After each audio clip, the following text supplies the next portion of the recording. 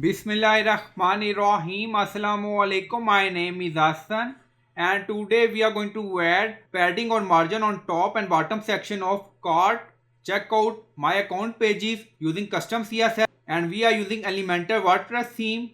So this is our cart page. You don't see any space on top section and bottom section, so we are going to add it by using custom CSS in Elementor WordPress. Before starting work, it's my request, please subscribe my channel. Thank you. Now back to our work. So we are going to add or target these pages by using custom CSS. Now go to edit page and then you see post 7. So this is our ID 7 and we are going to use this. We are going to use ID of cart page, checkout page, my account page. Now back to page again. Right click on it and then click on inspect to find main ID for this page. Now you see class main ID content, class site hyphen main post -7. So we are going to use this and then we are going to add padding on margin according to requirement.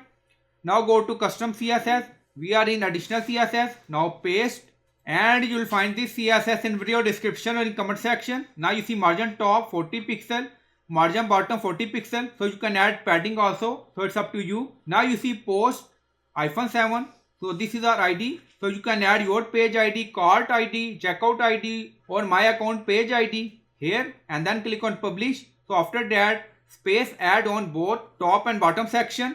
Now publish done. Go to cart page again and refresh the page. Now you see space added on both area, top section, bottom section. So I hope you like this video. Please like, comment, share, subscribe. Thank you for watching.